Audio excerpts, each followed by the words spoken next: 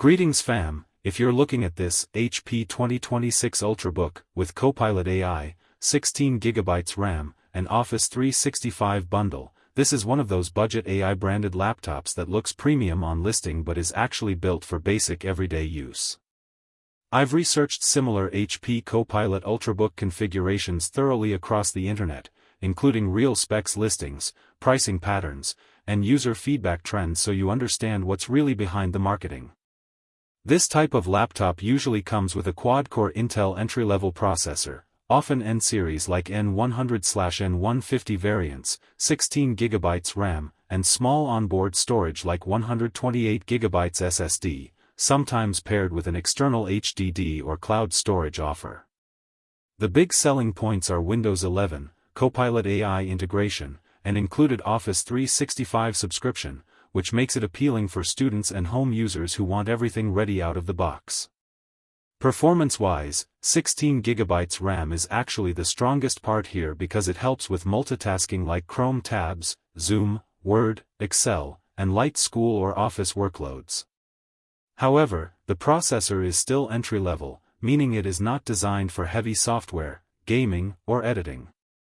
In real-world usage, these machines are smooth for basic tasks but start slowing down with heavier multitasking or demanding apps. Storage is where things become a trade-off. 128GB internal storage fills up quickly in 2026 standards, so the included 500GB external HDD is basically there to compensate.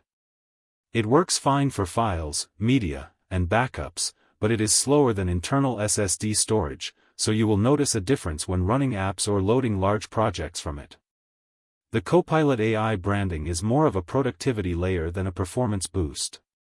It can help with writing, summaries, and basic Windows assistance, but it does not turn the laptop into a high-performance machine. Think of it more like a software feature bundled into Windows 11 rather than real hardware power. Design-wise, these HP Ultrabooks are usually lightweight and simple, aimed at students and office users. You get a thin chassis, basic but clean build, and features like Wi-Fi, webcam, and sometimes fingerprint or backlit keyboard depending on the variant. The goal is portability and convenience rather than premium build quality. From a value perspective, it makes sense for people who just want a ready-to-use laptop for study, browsing, documents, and online work. Office 365 inclusion adds extra value if you actively use Word and Excel, and the external storage helps offset the small SSD limitation. However, there are clear limitations. The processor is entry-level, so it will struggle with heavy multitasking, coding projects, video editing, or gaming. The small SSD is another bottleneck, and relying on external HDD storage can feel slower in daily workflow. Also, these HP Ultrabook bundle listings vary in actual hardware quality depending on seller, so consistency is not always guaranteed.